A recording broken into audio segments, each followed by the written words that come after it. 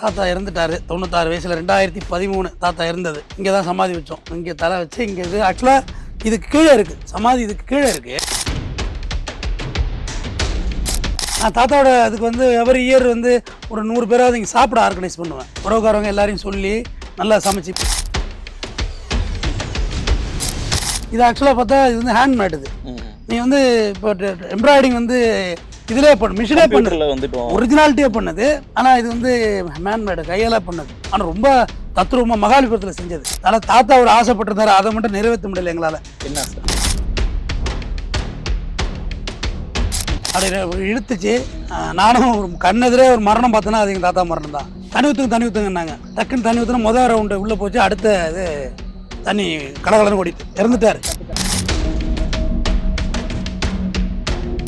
தாத்தாவோட அப்பாவே படித்தவர் தான். விவரம் தெரிஞ்சதில்லை, இந்த அவரும் படித்தவர் தான். அடுத்தது எங்கள் தாத்தா ஆசிரியர். ஒரிஜினலாக குடியரசுத் தலைவர்கிட்ட நல்லா ஆசிரியர் விருது வாங்கினார். இவர் ஊரே படித்த ஊர். பன்னாள் ஊரில் வீட்டுக்கு மினிமம் ஒரு கவர்மெண்ட் எம்ப்ளாயி இருக்காங்க. அது மாற்றமே இல்லை, டேட்டாவே இருக்குது. நீங்கள் கலெக்டரேட்டில் போனாலே எடுத்துக்கலாம். அதுமாதிரி தாத்தா வந்து இந்த சித்த வைத்தியம்லாம் பார்ப்பார். ஹோமியோ வைத்தியம் சொல்லுவாங்கல்ல, அது அவருக்கு தெரியும். இந்த RHMBயா அந்த படிப்பு ஒருத்தவங்களை பல்ஸ் பார்த்து இப்போ நைட்டுக்கு செத்துருவாங்கன்னா செத்துருவாங்க. அந்த அளவுக்கு அதில் ஞானம் இருந்துச்சு அவருக்கு. அவர் யூஸ் பண்ண ஜுவல்ஸ் எல்லாமே அதில் போட்டு போச்சு. அது சொல்லாம கூட தெரியல எனக்கு. பிரமிடு மாதிரி தான் நான் நினைக்கிறேன்.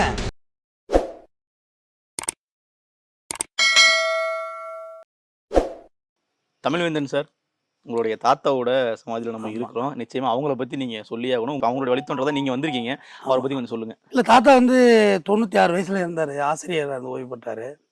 நல்ல நலமுடன், எந்த டிசீஸும் அவர் கிடையாது. அப்பவே படித்து ஆசிரியரா இருந்திருக்காங்க. ஆசிரியருங்க அவரு. இதுக்கு நாங்க 4வது தலைமுறை படிச்சதாங்க தான். எங்க தாத்தாவோட அப்பாவே படிச்சவர் தான். விவரம் தெரிஞ்சதில்லை, இந்த அவரும் படித்தவர் தான். அடுத்தது எங்கள் தாத்தா ஆசிரியர். ஒரிஜினலாக குடியரசுத் தலைவர்கிட்ட நல்லா ஆசிரியர் விருது வாங்கினார் அவர். ஓகேயா. அடுத்தது எங்கள் அப்பா டீச்சர் தான். எங்கள் பெரியப்பா அவர் விஓஓ. எல்லாருமே இங்கே எங்கள் ஊரே படித்த ஊர். அது ஒரு முக்கியமாக அதை சொல்ல மறந்துட்டேன் பாருங்க. எங்கள் ஊரே படித்த ஊர். பன்னாள் ஊரில் வீட்டுக்கு மினிமம் ஒரு கவர்மெண்ட் எம்ப்ளாயி இருக்காங்க. அது மாற்றமே இல்லை, டேட்டாவே இருக்குது. நீங்கள் கலெக்டரேட்டில் போனாலே எடுத்துக்கலாம். இதில் ஒன்றும் பெருமையாக சொல்கிறேன். அப்போயே அந்த புரிதல் இருந்திருக்கு.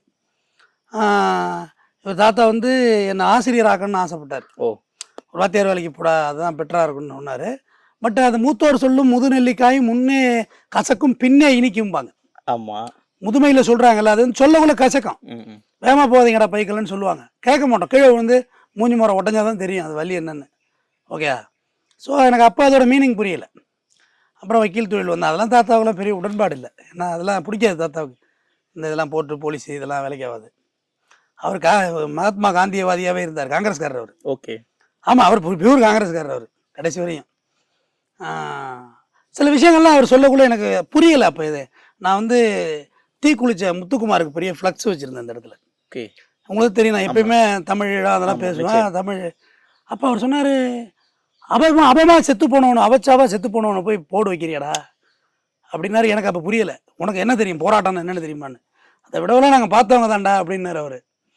அப்போ அந்த மீனிங் என்ன, நீ வந்து வாழ வேண்டிய நீ ஒரு நெருப்பு வச்சுட்டு கொளுத்தி போயிடுறது தான். அந்த ஒரு தியாகம் பெருசாக இருக்கலாம். ஆனால் அவங்க குடும்பம் இன்னைக்கு என்ன கண்டிஷனில் இருக்குது. நம்ம குடும்பமே மோசமாக இருக்குது. முதல்ல நாம வளரணும், நம்ம குடும்பம் வளரணும். அது சொன்ன புரிதல் இப்போ புரியுது, அப்போ புரியல. அப்போ எதுக்கு தான் பேசினேன். என் மேலே ரொம்ப பிரியமாக இருப்பார். எனக்கு பைக்கெல்லாம் வாங்கி கொடுத்தாரு. அப்போயே TVS 50 புது வண்டி, அப்புறம் ஒரு பாக்ஸரு, பைக்கு, காரு, எது கேட்டாலும் மறுக்க மாட்டார். அவருக்கு ஒரு பிரியமான பேரனாகவே இருந்தேன், அதில் மாற்றம் இல்லை.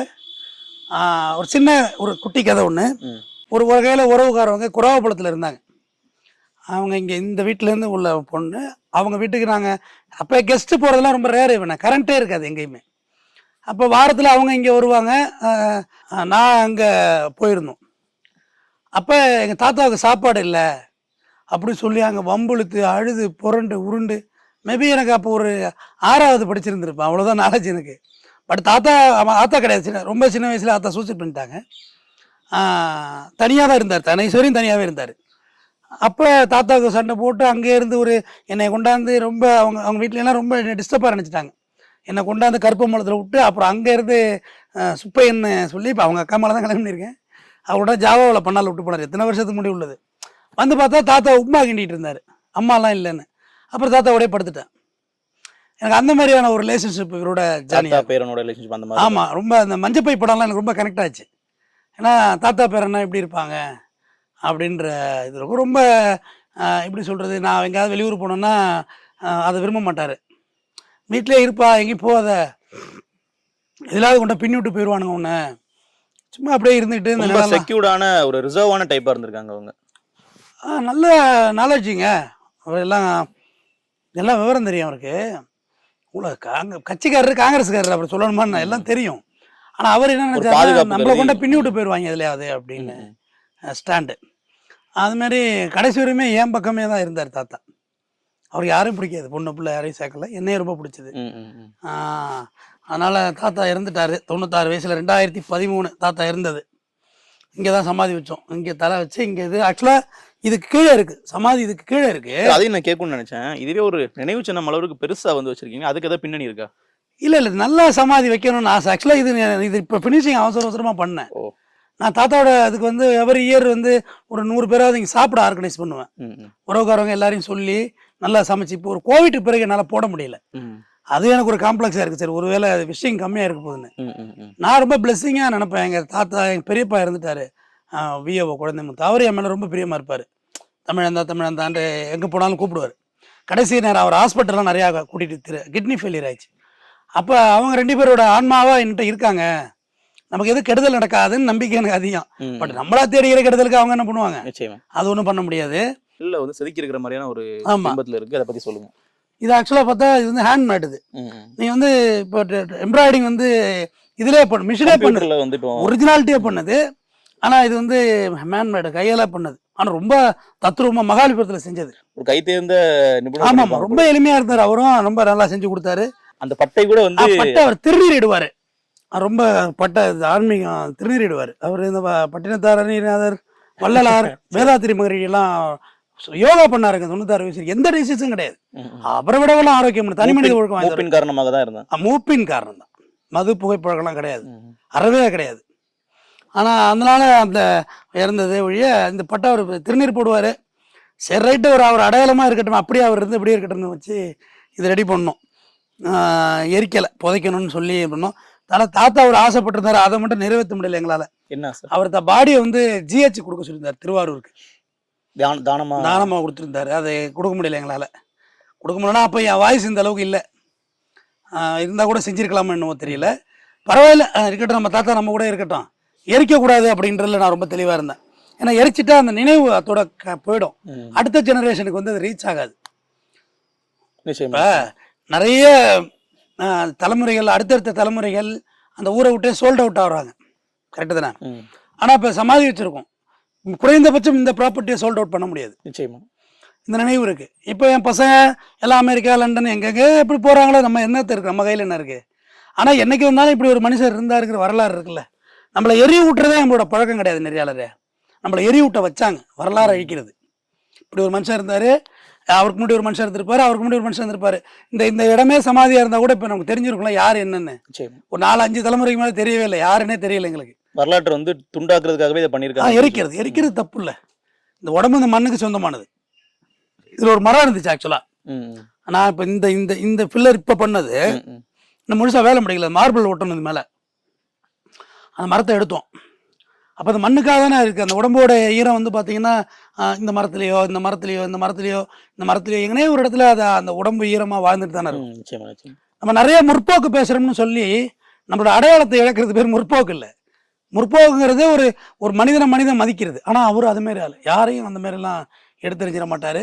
அதுமாரி தாத்தா வந்து இந்த சித்த வைத்தியம்லாம் பார்ப்பார், ஹோமியோ வைத்தியம் சொல்லுவாங்கல்ல, அது அவருக்கு தெரியும். இந்த RHMBயா அந்த படிப்பு ஒருத்தவங்களை பல்ஸ் பார்த்து இப்போ நைட்டுக்கு செத்துருவாங்க, அந்த அளவுக்கு அதில் ஞானம் இருந்துச்சு அவர்கிட்ட. மருத்துவ ஞானமும் இருக்கு. ஆமாம், வயசாகி இழுத்துட்டு இருப்பாங்கல்ல, இப்போ வாத்தியாரை கூட்டாங்கன்னு போய் பார்த்தாருன்னா ரைட்டு, இது இறந்துருவார், காலில் தாங்காதுன்னா காலில் தாங்காது.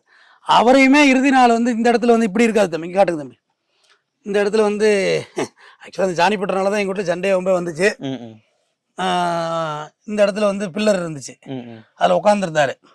அப்படியே உட்காந்துருந்தாரு. ஹாஸ்பிட்டலுக்கு போவோம் தாத்தா அப்படின்னு கூப்பிட்டோம். அப்போ சொன்னார், இல்லை ராத்திரி தாங்கினா பார்ப்போம். அது மாரி வற்புறுத்தி காரில் அழைச்சிட்டு போனோம். வேதாரண்யம் போய் ஒரு MBBS டாக்டர் தான் பார்த்தோம். பட் அவருக்கு வந்து நிறைய டிசென்ட்ரி போய் இந்த அவர் எல்லா மெடிசனையும் சாப்பிடுவார். அவரோட கேரக்டர் தான் 2 மாத்திரை மாத்திரை அள்ளிப்பட்டு முழுங்குறது. அதனால அவர் வீட்டுக்கு வந்தார். இந்த இடத்துல ஒரு சோஃபா செட் இருந்தது. சோஃபா செட்டில் வந்து உட்காந்தார். செருப்பெல்லாம் மாட்டி அவராக தான் இறங்கி வந்தார். அப்படி இழுத்துச்சு. நானும் ஒரு கண்ணெதிரே ஒரு மரணம் பார்த்தேன்னா அது எங்கள் தாத்தா மரணம் தான். தண்ணி ஊற்றுங்கன்னாங்க. வாய் தாத்தாக்கு தண்ணி ஊற்றுனேன். நல்லா ஒயிட் அண்ட் ஒயிட்டு. வாய் ஊற்றுனேன். 2வது ஊற்றக்குள்ளே கலகலன்னு ஓடிச்சு தண்ணி. நான் அதான் ஃபஸ்ட் டைம் ஒரு மரணத்தை என் கண் முன்னே பார்த்தேன். ஆனால் எங்கள் தாத்தாவுக்கு அவ்வளோ கொள்ளு பேரம் பேத்தியெல்லாம் பார்த்துட்டு போயிட்டார் அவர். ஆனால் அது வந்து எனக்கு இந்த பிரபஞ்சம் வழங்கின ஒரு வாய்ப்பாக தான் பார்க்குறேன். கடைசி நேரம் எங்கள் தாத்தா கூட எனக்கு இருக்கிற ஒரு சந்தர்ப்பம் இருந்துச்சு. இதெல்லாம் தாத்தா தாத்தா தாத்தான்னு பேசுகிறானேன்னு நினைக்காதீங்க. நிச்சயமா சார். இப்போ நீங்கள் அவருடைய வாழ்க்கையில இருந்து அவர் கூட பழகுன அந்த காலங்கள்ல இருந்து நீங்கள் கற்றுக்க வேண்டிய விஷயங்கள் இல்லை, நீங்கள் கற்றுக்கொண்ட விஷயங்களை என்னெல்லாம் சொல்லுவீங்க? சக மனுஷனை மதிக்கிறதுன்னு நினைக்கிறேன். அந்த பண்பு நீங்கள் அவர்கிட்ட தான் ஆமாம், சக மனுஷனை மதிக்கணும். அதாவது யாரையுமே அவர் கடுஞ்சொல் பேசுனது கிடையாது. நான் கூட பேட் வேர்ட்ஸ் எல்லாம் பேசுகிறேன் சம்டைம்ஸ். நான் அது என்ன மீறி வந்துடுது. அதுவும் குறைச்சிக்கிட்டு இருக்கேன். கேட்குற ப்ரொஃபஷன் அந்த மாதிரின்றதுனால இருக்கு. சார் கோவம் இரிட்டேட் ஆயிடுது. அது இல்லை, இப்போ இல்லை. அது ஊடக வெளிச்சம் வந்த பிறகு அறவே இல்லைன்னு தான் சொல்லணும். அந்த பழக்கம் அதுலேயும் வந்துடும். ஆனால் அவர் அதுமாரி யாரையுமே இது பண்ணதில்லை. முக்கியமாக கடன் வாங்கினதில்லை. காட் ப்ராமிஸ் நானும் கடன் வாங்கினதில்லை. இதுவே ஒரு பெரிய அச்சீவ்மென்ட். ஆமாம், யாருக்கிட்டே அவர் கடன் வாங்கலை. கடைசி வரைக்கும் வாங்கலை. கடைசியாக அவர் பெட்டுக்கு கீழே ஒரு 1,75,000 கரையான் தின்றுருந்துச்சு. கரையான் தின்றுச்சு. பேங்க்லாம் பணம் இருந்துச்சு. அவர் எப்படின்னா என்கிட்ட கொடுத்துட்டே இருப்பார். ஏதாவது வாங்கி கொடுத்துட்டே இருப்பார். எங்கள் வீட்டுக்கு எங்கள் அப்பாவுக்கு எல்லாமே செய்வார் அவர். அப்போ அந்த பணம் நான் அந்த ரூமில் தான் புழங்கினா கொண்டேன், அந்த பீரோலாம். ஆனால் கரையான் தின்றுச்சு. பாதி பணம் தான் நம்பர் இருந்துச்சு, பேங்க்கில் கொடுத்தாங்க. பாதி பணத்துக்கு நம்பர் இல்லை. ஸோ அது அப்படியே போயிடுச்சு.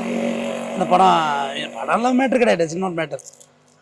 ஏன்னா இந்த இடத்துல வந்து பார்த்தீங்கன்னா இந்த குறைந்தபட்சம் நம்ம நிற்கிற இடம் இந்த ஊரில் ஒரு குழி 1 லட்ச ரூபா இந்த ஊரில் இந்த இடத்துக்கு வேல்யூ உண்டு. ஏன்னா இது வில்லேஜ்னு நினைக்காதீங்க. இங்கே வந்து வேறு மாதிரி பிக் ஷாட் இருக்காங்க. பட் நம்ம அந்த மாதிரி இடத்துல அவருக்கு வச்சுருக்கோம். அது நமக்கு ஒரு திருப்தி. விளக்கம் நான் சொன்னேன். இந்த இடங்கிறது அவருக்காக இருக்கும். எத்தனை தலைமுறை வந்தாலும் இங்கே ஒரு இடம் வைக்கக்கூடாதுன்றதுக்காகவே நம்ம ஒரு குலதெய்வ கோயில் வைக்கிற மரத்தை வெட்டாமல் இருக்கிறது ஒரு செலவு வைப்பாங்கல்ல. சாமி இருக்குன்னா மரத்தை வெட்ட மாட்டாங்க. இந்த மரம் எல்லாமே அவர் வச்சது. இந்த மரம் வந்து அருமையான மரம். மருத மரம். அந்த வேம்பு அவர் வச்சது. அந்த கொடுக்காப்புளி ட்ரீ அவர் வச்சது தான். இங்கே உள்ள தென்னம்பிள்ளைகளே நிறைய அவர் வச்சது இருக்கும். மரத்தையெல்லாம் விரும்புவார். கொஞ்சம் தாத்தா இருந்தப்போ இன்னும் கொஞ்சம் நான் பெட்டராக இருந்திருக்கலான்னு எனக்கு இப்போ தோணுது. நான் பெட்டராகலாம் இல்லை. இப்போ சும்மா ரொம்ப கேஷுவலாக இருந்தேன். நிச்சயமா அது கொஞ்சம் செர்ரைட்ட மேலே இருந்து பார்ப்பாங்க அப்படி நம்பிக்கை இருக்குது. நிலம்லாம் எப்படி சொன்னார் அவர்? விளக்கம் என்ன சொன்னார்னா, உங்கள் உடம்பு சரியில்லை, படிப்புக்கு வேணும், உடம்பு சரியில்லை, வேறு எதுக்காவது சிரமம் இருக்குன்னா இடம்லாம் விற்றுக்கங்கப்பா, தாத்தா கொடுத்துட்டேன்லாம் வச்சுக்கிட்டு எல்லாம் கஷ்டப்படாதீங்க, இதெல்லாம் நம்ம தேவைக்கு தான் அப்படிங்கிற விளக்கம் சொன்னார். நம்ம எதையும் விற்கலைன்னு வச்சுங்க, இன்றைக்கி வரைக்கும் எதையும் விற்கலை. இன்றைக்கி வரைக்கும் எதுவும் விற்கலை. ஆனால் நம்ம தேவைக்கு தான் இந்த ப்ராப்பர்ட்டிங்கிற விளக்கம் அவர்கிட்ட இருந்துச்சு. இந்த நம்ம நிற்கிற பூமியெல்லாம் அவர் வாங்கினது தான். இந்த பூமி, இந்த பின்னாடி ஒன்று எல்லாமே அவர் வாங்கின பிளேசஸ் தான். அவர் எதுவும் சோல்டு பண்ணலை. நான் எதையும் விற்கலை. நிச்சயமா சார். நம்மளோட முன்னோர்கள் பற்றி தெரிஞ்சுக்கிறதே வந்து இன்னைக்கு அனைவருமே பண்ண வேண்டிய ஒரு விஷயம். இப்போ நீங்கள் வந்து உங்களுடைய தாத்தா பற்றி பல்வேறு விஷயங்கள் சொன்னீங்க. முக்கியமான கற்றுக்க வேண்டிய விஷயம், அவர் யூஸ் பண்ண ஜுவல்ஸ் எல்லாமே அதில் போட்டு போச்சுட்டோம். அது சொல்லாமல் கூட தெரியல எனக்கு. ஆமாம், இது வந்து ஒரு புதுமையான விஷயமா இருக்கு. ஒரு சொல்லலாம் எகிப்தில் தான் இது மாதிரிலாம் பண்ணக்கூடிய பிரமிடு மாதிரி தான் நான் நினைக்கிறேன். அவரோட செப்பல்லேருந்து அவர் ஹேண்டு வாக்கிங் ஸ்டிக்கு எல்லாமே பிராண்டாக தான் வச்சுருப்பார். வாக்கிங் ஸ்டிக்கு, பெல்ட்டு, ஒரு முழு மனுஷன். இந்த கிளாஸ்னா கூலிங் கிளாஸ் ஒன்று, நார்மல் கிளாஸ் ஒன்று, ரீடிங் கிளாஸ் ஒன்று, 3 வச்சுருப்பாரு. எப்படி அவர் இருந்தாரோ அப்படியே அடக்கம் பண்ணும், எதையுமே எடுத்துக்கல. நிச்சயமா. ஆனால் அன்னைக்கு எனக்கு வந்து ஒரு பவுன் நகை, 2 பவுன் நகை, 3 பவுன் நகைங்கிறது பெரிய விஷயம் தான். ஆமாம், யாருக்குமே பெருசு தான். ஆனால் அதெல்லாம் எடுத்துக்கல. அது அப்படியே இருக்கட்டும் அப்படின்னா அதில் அப்படியே வச்சுட்டோம். நிச்சயமா தங்கம் என்றைக்குமே வந்து அழியாது, அது அப்படிதான் இருக்கும். அதில் நிச்சயமா சார். அதாவது உங்கள் தாத்தா கிட்ட வந்து கற்றுக்க வேண்டிய பண்புகள் அப்படின்னு நீங்கள் சொன்ன சக மனிதனை மதிக்கணும் அப்படிங்கிறது உங்களுக்கு மட்டும் இல்லை, நம்ம நாட்டில் உள்ள அனைவருமே வந்து பின்பற்ற வேண்டிய ஒரு மகத்தான பண்பு தான். அவரை பற்றி பல்வேறு விஷயங்கள் பகிர்ந்து கொண்டீங்க. நிச்சயமாக நாமளும் நிறைய தெரிந்து கொண்டோம். அவருடைய ஆன்மாவுக்கு நம்ம சாந்தி செலுத்திடலாம். நன்றி.